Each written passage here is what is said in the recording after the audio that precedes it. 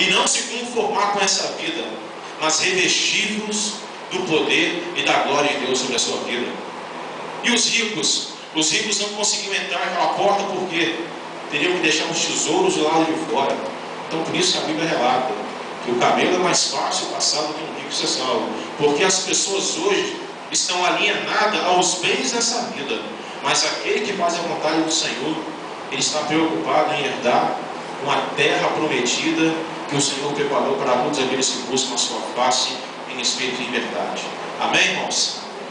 Então esse versículo que nós lemos aqui, alguns que nós acabamos de ler, relata a história de Maria Madalena. Maria Madalena foi uma das poucas mulheres privilegiadas da Bíblia. A Bíblia relata que Jesus havia morrido e no terceiro dia ela foi ali ao sepulcro de Jesus. E ali, nesse primeiro versículo que nós lemos, no versículo 11, ela ficou o quê? Abaixada, olhando para onde? Para o sepulcro, aonde estava quem? Jesus. Aonde estava? Não está. Aonde estava Jesus.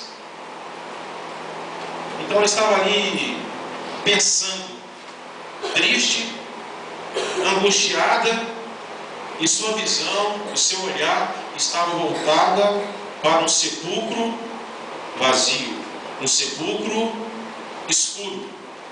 Os irmãos já viram aquela foto bem conhecida nossa do Pensador, a obra de Rembrandt?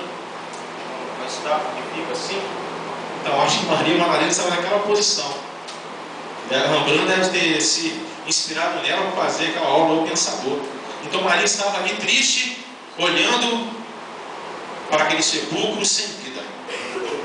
E talvez muitos que entraram aqui nesta noite estão olhando para um lugar de trevas, para um lugar que não tem que vida. Sepulcro não tem vida. Sepulcro não tem o que? Esperança. Sepulcro não tem o que? Solução para a sua vida. Sepulcro só traz o que? Sentimento de culpa, sentimento de morte, sentimento muitas vezes de remorso, de arrependimento, que você feriu alguém e se aquela pessoa estivesse viva, você chegaria para ela e pediria perdão. Então naquele momento ali, no pensamento de Maria, poderia estar passando vários pensamentos ali em relação a isso que nós acabamos de falar. E talvez você que está aqui na casa do Senhor essa noite está com um pensamento em alguma coisa que está escura na sua vida e está dizendo: Senhor, não tem solução, meu casamento não tem solução, a porta que eu estou esperando o Senhor não abre, a enfermidade que eu estou esperando para ser curada não vem. Senhor, o que eu faço, Senhor? Eu preciso ser liberto das minhas crises existenciais e não consigo, Senhor. Estou aqui, Senhor, parado no tempo, olhando para o sepulcro. E o versículo 12, a Maria, ela olha e vê dois anjos vestidos de branco. Um estava na cabeceira, outro estava aos pés do Senhor Jesus. Ela pensou até que era um hortelão, né? Ou seja, a pessoa que cuidava ali da sepultura. Hoje, normalmente, aqui nós chamamos de coveiro, né? Coveiro, o nome até é pesado. A Bíblia é mais simpática em relação a isso, ela fala hortelão. Então, irmãos, estavam dois anjos, um na cabeceira e outro aos pés do Senhor Jesus. No versículo 12 relata onde estava o corpo de Jesus. Então, meus amados, o que nós aprendemos com isso? Que nos momentos de luta da sua vida, Deus, Ele vai aonde está a sua luta para lhe conceder a vitória. Deus, Ele vai na sua luta. E na sua luta você já vê os anjos do Senhor trabalhando e dizendo: aqui não é o lugar de você olhar, aqui não é o lugar de você estar. O lugar de você estar é o lugar que Deus quer que você esteja. Mas só que Maria, ela estava tão triste, tão amargurada, que ela não conseguia ver na dificuldade a bênção e o milagre de Deus na sua vida. Muitas vezes nós, em nossas vidas, não conseguimos ver o que? O Senhor nas nossas vidas, o Senhor guerreando o que? As nossas lutas, o Senhor guerreando as nossas pelejas, o Senhor vencendo por nós. Então muitas vezes, nos nossos momentos de dor, assim como no momento de dor de Maria, Deus está ali na nossa luta, para nos dar a vitória e nós não estamos enxergando. Então, se nessa noite os seus olhos não estão contemplando a bênção do Senhor na sua luta, nessa noite contempla, porque Deus tem vitória para te dar. Deus tem uma direção e um rumo certo para a sua vida. E aquilo que são os sonhos de Deus para a sua vida, creia, meu amado, creia, minha amada, que vai se cumprir aquilo que é de Deus para a sua vida. Porque o melhor de Deus está por vir, já está por vir na sua vida, já está batendo na porta. É só você abrir e contemplar a bênção de Deus na sua vida. Então creia. Muitos questionam, mas o melhor de Deus veio, que é Jesus, com certeza.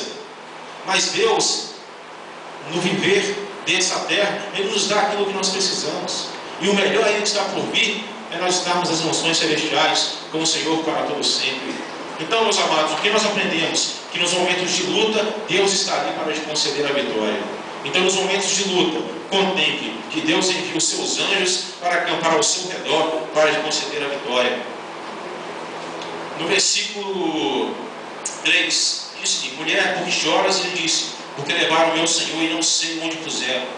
E tendo dito isto, voltou-se para trás e viu Jesus em pé, mas não sabia que era Jesus. Meus irmãos, aí começa o processo do milagre. Começa o processo dela olhar e contemplar as coisas do Senhor. No versículo 14, registra que ela virou as costas para quem? Para o sepulcro. Interessante. Ela estava olhando para a morte, mas de repente ela vira as costas para o sepulcro e contempla Jesus, mas ainda não sabia que era Jesus.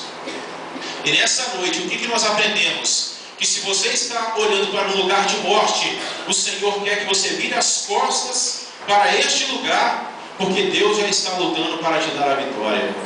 Deus já está lutando para te colocar um sentimento de felicidade, um sentimento de alegria, um sentimento de amor, um sentimento de contemplar as bênçãos de Deus sobre a sua vida, um sentimento de fé, que as portas que estão fechadas vão se abrir. Que aquilo que você não alcançou, você vai alcançar. Que aquilo que são os seus ideais, Deus vai te conceder. Então é isso que o Senhor quer que nós façamos essa noite. Vire as costas para a morte e contemple a vida que é o Senhor Jesus. Normalmente, se você for num cemitério de artista, de ator, o que você vai ver ali, irmãos?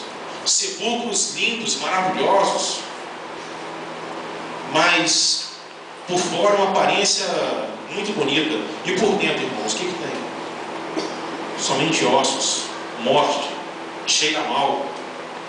Então o que nós aprendemos é: vamos contemplar aquilo que Deus tem para nós, porque as coisas do mundo são passageiras, mas aquilo que Deus tem para nós permanece para sempre. No versículo 15, disse Jesus: mulher, por que choras? Quem buscas? Ela, cuidando que era o hortelão, disse-lhe: Senhor, se tu levaste, dize-me onde o puseram, e eu o levarei. Então, esse primeiro tópico aqui nós aprendemos o quê? Que ela olhou para Jesus, mas só que a dor não deixou ela ver quem? Jesus. A dor não deixou ela ver Jesus. Mais uma vez, a dor era tão grande na vida dela, mas tão grande, que ela não conseguia ver Jesus. E talvez, meu amado, talvez, minha amada, você está aqui nessa noite e a dor é tão grande na sua vida, a decepção é tão grande na sua vida, que você não consegue contemplar as bênçãos de Deus na sua vida. O Senhor está dizendo: meu servo, minha serva, eu estou aqui e quero te abençoar. Mas cadê? És tu, Senhor. Assim como Pedro disse para Jesus, quando estava em alto mar: se és tu, Senhor, manda-me ir contigo. É um fantasma. Ou seja, a dor não permitiu que os discípulos vissem Jesus. A dor não permitiu que Maria contemplasse o Senhor Jesus. De tamanha era a dor. E hoje, na sociedade em que vivemos, o que nos cerca, meus irmãos, é o que? A dor. O que nos cerca é a dor. Poucos são os momentos de alegria, o que? Em nossas vidas. Mas a nossa alegria, ela está no céu, porque lá não haverá o que? Noite, porque o Senhor será o nosso sol da justiça. Então nós podemos glorificar o Senhor por isso. Então a dor